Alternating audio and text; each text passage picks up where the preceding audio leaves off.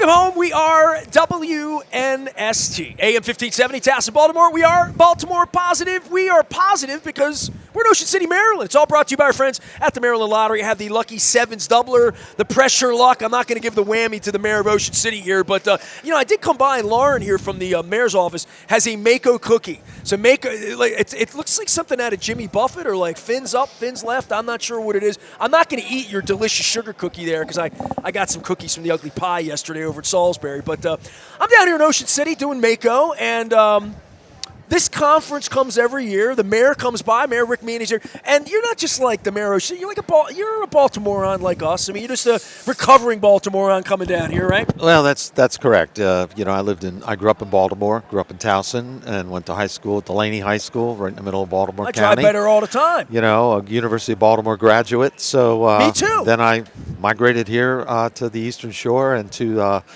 the best place in the state of Maryland. I always say, anybody that came down here, I tell Perlazzo that. You left Cumberland, came down. I've been to Cumberland. Nice. I mean, it's okay. You got a beach here. Yeah. If you got a beach here, who doesn't want to be here? I've never known anybody that came here with the intention of staying and leaving. They all stayed. I mean, it's a great place for the millions of visitors that come every year that we entertain, but it's a wonderful place to live. When was the first time you came to Ocean City that you remember? The first time I came to Ocean City was the summer, I believe, of '62. It was after the storm of '62. Came down with my parents, stayed at the Commander Hotel. And we came back a couple of years, stayed at the Commander, and then by 1964, 65, I was working down here. I worked down here all the way through high school and college, and I knew First job, where'd you work? I worked at the Funcade, the arcade on the boardwalk at 9th Street. What'd you sell? I was a cashier. I was there, the people were buying tickets and getting changed to play skee ball and all that stuff. Up, win a prize. I was pretty quiet. I just gave it the change, but I was right there on 9th Street and back in the 60s. That's where all the action was, right there.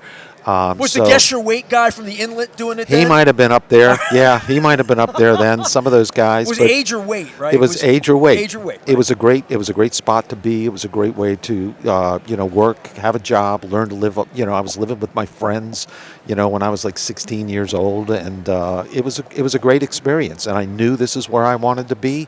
And when I graduated from the University of Baltimore, I moved down here. My son moved here and lived above Shenanigans for 3 summers. In the Shoreham Hotel? In the Shoreham Hotel. Oh, baby. I went upstairs in his little dorm up there, up at the top, overlooking the ocean.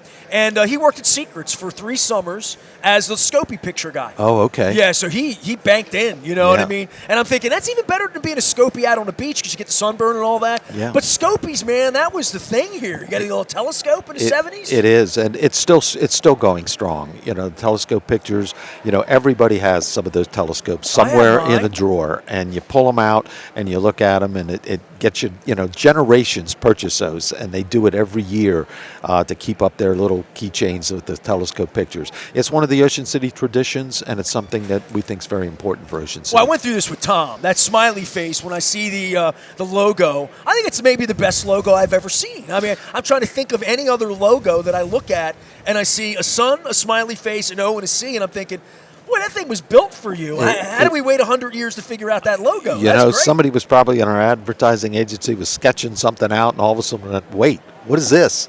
Well, when you saw that, you had to think that's it, right? We knew right away that was what we were in the process of rebranding with Tom. It was doing rebranding for Ocean City, and the smiley face was the perfect logo, and then it led to our tagline, Ocean City, somewhere to smile about, and it truly is. So it all just fell into place, and we've used that now, and we've rebranded the entire convention center with it and everything else, and people love it.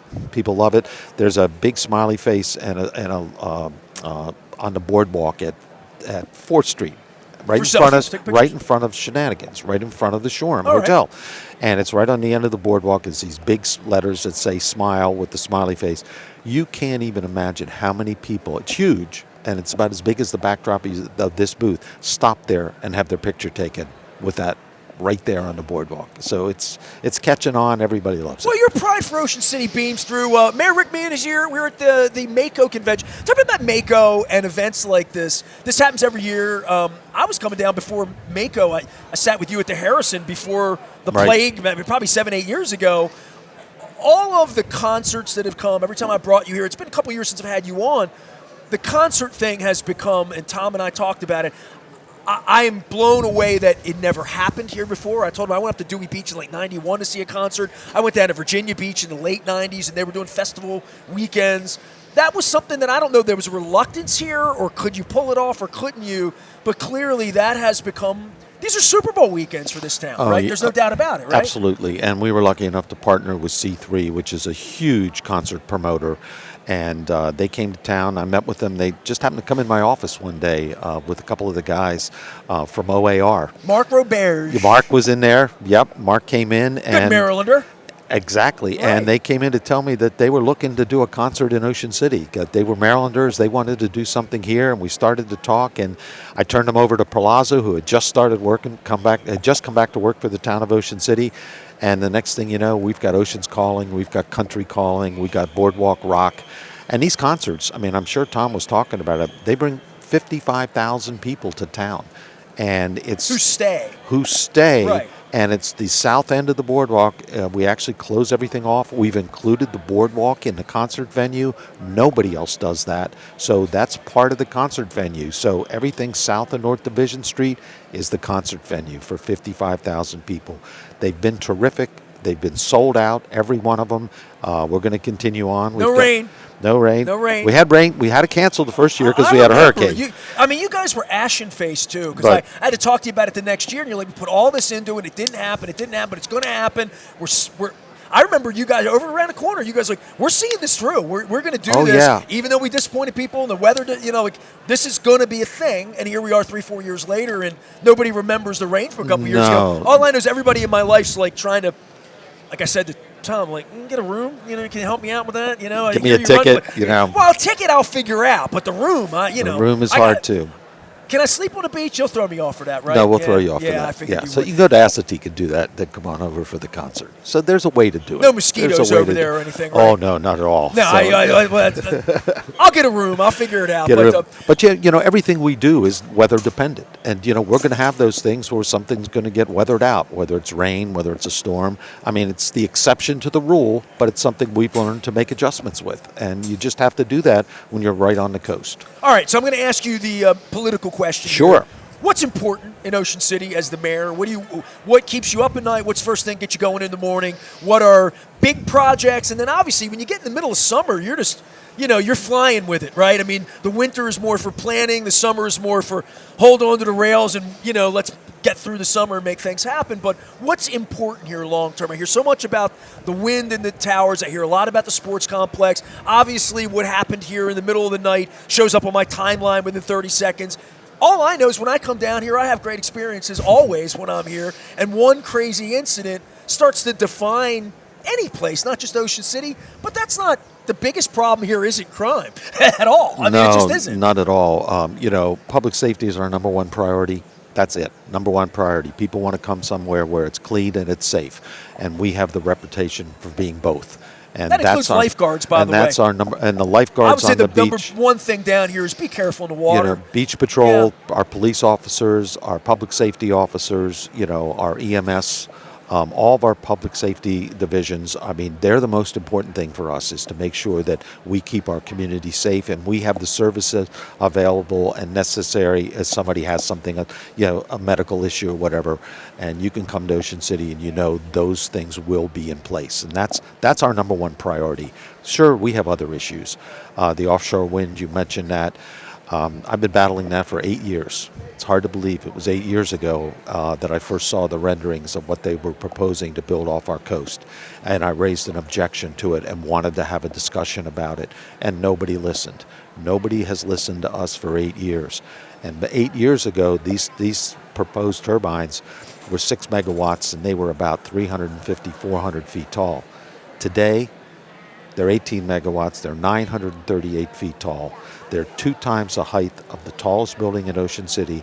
If they were built on land, they would be the tallest structures in the state of Maryland. And now they told everybody they'd be 17 to 20 miles offshore. I told everybody from the beginning that's not right. Their lease area starts at 10 miles off our coast, and they're proposed now to be 10.9 miles off our coast. How far would it have to be out to be acceptable? Well, in the beginning, that was our big concern. They would have to be 26 nautical miles.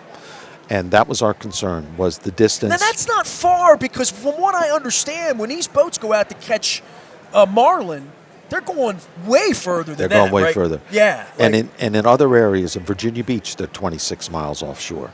That was our original concern, was what it would do, how it would industrialize the Sunrise, industrialize the coast of off Ocean City. It would look like a backdrop from Star Wars. But nobody would listen. And then over the course of the couple years after that, we started to learn and figure out how it was going to affect our ecosystem, the horseshoe crab sanctuary, our commercial fishermen, our recreational fishermen. I mean, all of these things and all these organizations got together with us, and it was going to be devastating to basically how many of these would they put out here? we do. How many of them would there be in there? The first stage would be 114 of them. That's what's planned. I didn't know that. I thought there'd be 4 or 5 little things out there. 114, and what I can tell you is, the ratepayers of the state of Maryland will pay for this. There will be a charge. There will be a wind tax. There will be a charge on every ratepayer's bill to subsidize U.S. Wind, which is an Italian company, for building these turbines so they can be profitable for them. That's exactly what's going to happen. The turbines. This isn't saving Ocean. Everybody in Ocean City's not getting half-price electricity. No, right? no. I mean, that's the part that I've been to Maui, right? And you go to Maui now. They built them on the hills there. So I'm in Maui. Now it's a little bit of a weird. It's not like on the beach or whatever, but when you're in Maui, they're not like radio. I own a radio tower, yeah. right? I mean, which isn't all that. It's not that ugly. My tower's kind of pretty. It's kind of small. But in all honesty, I'm there and I looked at it. I'm like, well, that's a little weird. It doesn't feel like Hawaii. You know what I mean? But I'm thinking, well, they're out in the middle of the friggin' ocean, and they got to figure out how to get everything out here. Groceries, just everything has to get to Hawaii. And I'm thinking, well, maybe this is what they had to do out here in the middle of the ocean. I don't know that this is what we have to do here. Right? It isn't, because they're not affordable, they're not sustainable, and they're not reliable. I'm going to tell you, God forbid if they're ever built out there 10 years from now, people are going to look back when we have a wind turbine graveyard out there and say, what the heck were people thinking? There are other forms of renewable energy. There's other forms of energy that we ought to be investing. Why would we destroy the whole ecosystem and the whole economy of Ocean City, Maryland for a project that's going to fail? It doesn't make any sense. It's the check off a box politically. It's the wrong box. Rick Meehan is here. He is the mayor of Ocean City, Maryland. Can I sing the old song? Sure. That's the old song for me. So I'm doing my 27th anniversary this week, or this month. I'm doing my 27 favorite things to eat. So every day I'm promoting a local business on the way down. I stopped at Hooper's Island, stopped at Salisbury. I'm in Ocean City today. I'm picking my place tonight. And I don't want to disappoint Les down at Thrasher's. I mean, I'm Ness, he's Les, he's one of my blood brothers, but I'm going to feature Fisher's Popcorn. Oh, there you go. Because I'm going to go up to the boardwalk, and because I was just thinking, like, through the course of my life, my mother brought me down here, probably 1974, 75. We stayed at the Plym Plaza. I was a little boy, and we walked down the boardwalk, and I had never had anything like caramel popcorn, at that point in my life. And I don't know of anywhere else in the world I've ever had it where it's warm like that. Like where it's, you go to the Pennsylvania Dutch Market, they got some nuts or whatever, but Fisher's Popcorn, when they put that thing together in the caramel, that to me, that's Ocean City. That's my go-to when I'm in Ocean City. Well, we got to get Lauren on here. Didn't you work at Fisher's? That was Lauren's first job in Ocean City. She worked at Fisher's Popcorn, and that's one of the traditions. That's one of the staples of Ocean City. The Thrashers, the Fisher's Popcorn. Some of those things, they're synonymous with Ocean City. They're things that everybody goes to when they come down here at least once. It's the 50th anniversary of me getting Fisher's Popcorn. They mail it all over. I buy it for people for Christmas. I go and have those things, and they ship them everywhere. Yeah. I mean, you go to Dolly's Candy, all those places. That's what people think about. It's the sights and the sounds and the smells of the boardwalk that people remember. They remember when they walk up on that boardwalk every year. They remember the sights, the sounds, the smell, all of that. It just kind of tickles something in your brain and lets you breathe a sigh of relief. I'm finally here. I'm back at the beach. Sports and the sports complex, and talk about things that every time I get together with you guys, I'm thinking, what are the best ideas to bring people to the beach? Well, sunshine, global warming's helped out September and May, I guess, maybe even into April at this point. But you filled this thing up. The sports piece of this seems to be every time I get together with, obviously Tom's a sports guy, I know golf and his brother and baseball and all that. But I lived in downtown Baltimore, and I saw what a volleyball convention could look like for a convention center. And obviously I've been down to Disney World, and I don't have grandkids. My son's grown up, and I don't have Little League or lacrosse. But everybody, I'm a sports guy. Everybody, all the leagues, soccer, travel, that feels to be something that, like, a Disney World would have that, like, you're trying to step up that game, and I know it's important to you. It is. We've seen what sporting events can bring to Ocean City, and I think we were one of the first to have beach soccer. We have beach volleyball, beach tennis now. Beach soccer is huge. We'll have 400-plus teams. No pickleball. Downtown. We've got some I'm pickleball. not old enough for pickleball. We've got that generation wants to play pickleball. We just built some new pickleball courts. If you really want to see something that's magnificent, we just rebuilt our entire park area down on 3rd Street, both for 2 blocks. And we have by the water tower, Sure. It's a little north of that. We have the oldest continuing operating skate park in the country, for skateboarders. And that was originally built in 1976. It was remodeled in 1984, 85, again in 96. We just remodeled and rebuilt that entire block. If you go down there, it's a whole half a block of skate courses. I haven't been down there. We were there for ribbon cutting just earlier this week.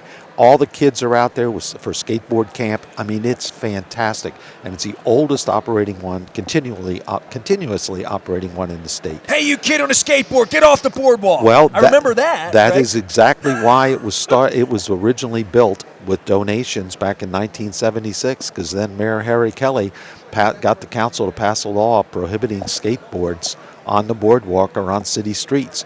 And a contingency of Ocean City residents, led by a lady by the name of Haystacks Marlowe.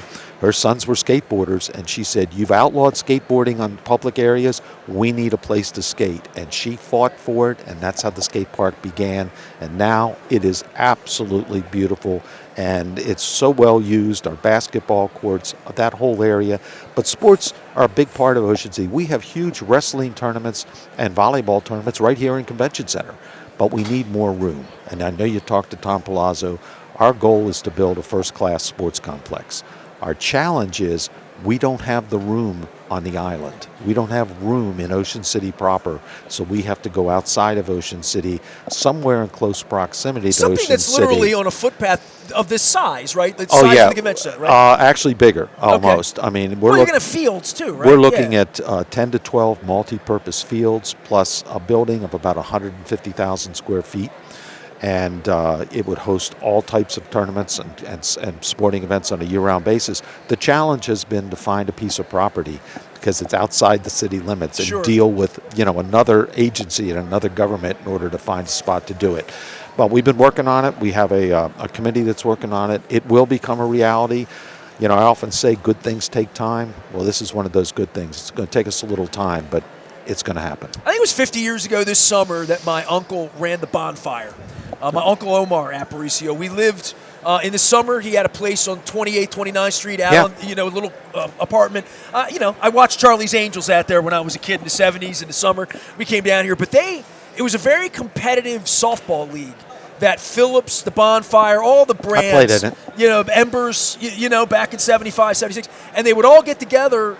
Usually, like on a Sunday or Monday when business was down, it was morning. And I remember being a little boy at the softball fields next to the water tower. About 5th Street, somewhere around there? No, it was on 3rd Street. 3rd Street. Okay. It was on 3rd Street. What I can tell you, I played in that league. Believe it or not, had a team in that league, and played all those guys. And there were only 8 teams in the league, and everybody knew each other, so it was really fun. But we played Sunday mornings. Sunday mornings. The reason we played Sunday mornings is there were blue laws in the state of Maryland, and you couldn't buy alcohol on Sundays. So they were closed. So all the bartenders and all the restaurateurs and all that, a lot of the kids, the restaurants, some were closed, most were open. But in the restaurants, you still could sell with dinner. But that's how, and it was called the Booze League. That's what it was originally called. And we'd be out there on Sunday mornings after long nights on Saturday nights. So it was a little rough, but we were out there playing softball. I remember as a kid getting dragged down there. My dad got me up Ocean City. I'm like, what the? heck am I doing down here at 8 o'clock in the morning? That's it, on watching Sunday you mornings. guys run around with bonfire logos on your softball. Yeah, it was a lot of fun, and that's evolved. That's part of the history of Ocean City, and it was a good time.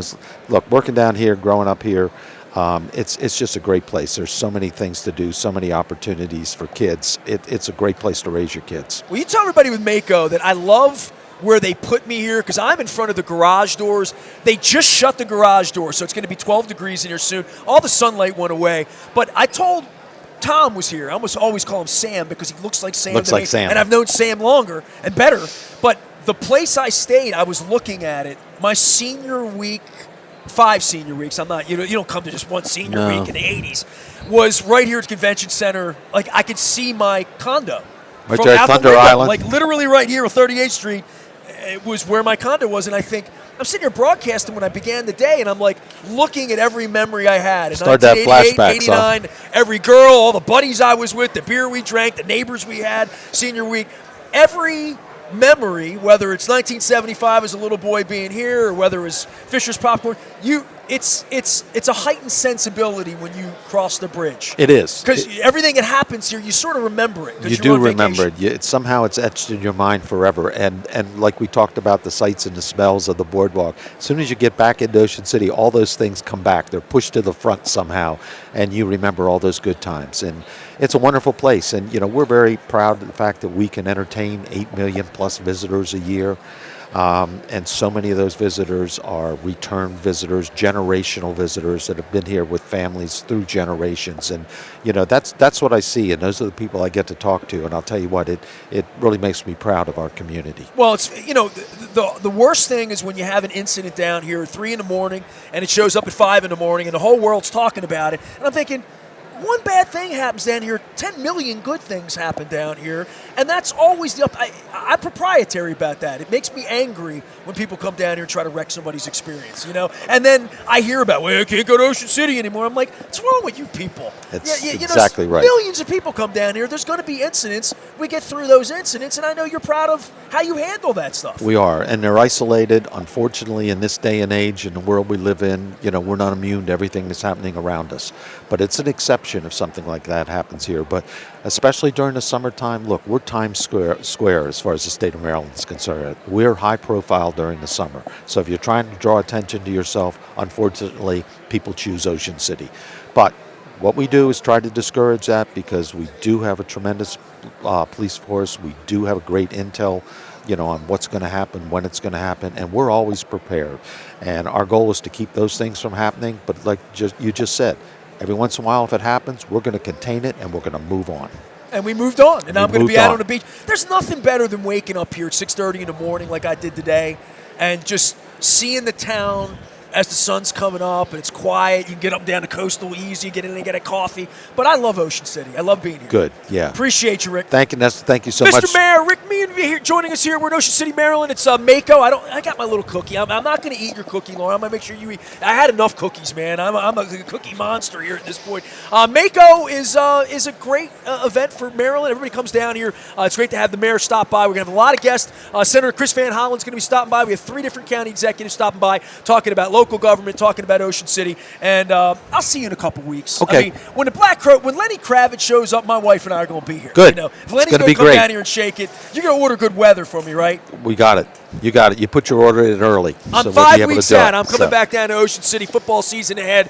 I am Nestor. We're stepping out and taking a break. All of it's brought to you by the Maryland. You can press your luck right there. I'm not going to give you the whammy. All of it brought to you by the Maryland Lottery, your friends at Curio Wellness, and our newest sponsor at GBMC. Back for more in Ocean City, Maryland. We're at Mako. Stay with us.